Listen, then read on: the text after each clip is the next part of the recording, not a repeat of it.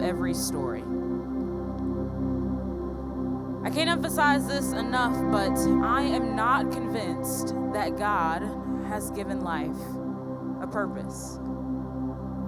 The truth is in knowing a life centered on self and self alone. No one truly cares for the broken, the weary, the sick, and the victimized to be free. In reality, Jesus came for people who present themselves perfectly. There is no such thing as light in this dark world. In fact, who is Jesus? Jesus does not weep with me.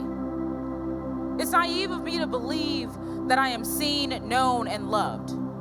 But it's very clear that God is not listening. I used to believe there is more. But the reality is, my emotions tell me that nothing will ever change, and I will never be accepted because of what I've done. My prayers included beyond resurrection. Nothing is purposed, including the waiting I've endured. It's taken me a minute to realize this, but God has forgotten me. How dare I believe? The grave is the finale.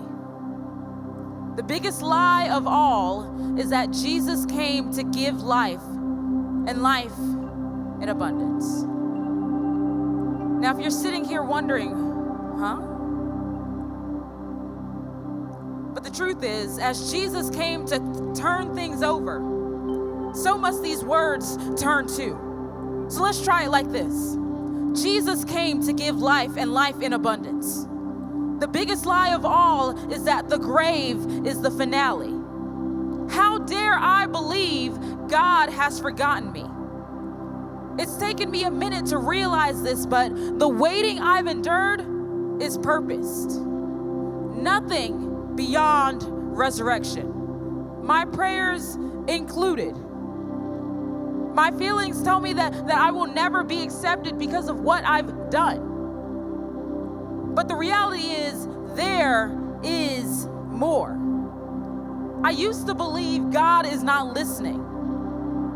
But it's very clear that I am seen, known, and loved. It's naive of me to believe that Jesus does not weep with me. In fact, who is Jesus? Light in this dark world. There is no such thing as people who present themselves perfectly. In reality, Jesus came for the broken, the weary, the sick, and the victimized to be free. No one truly cares for a life centered on self and self alone. No, the truth is in knowing that God has given life a purpose. I can't emphasize this enough, friends, but I am not convinced that death is the end of every story. So,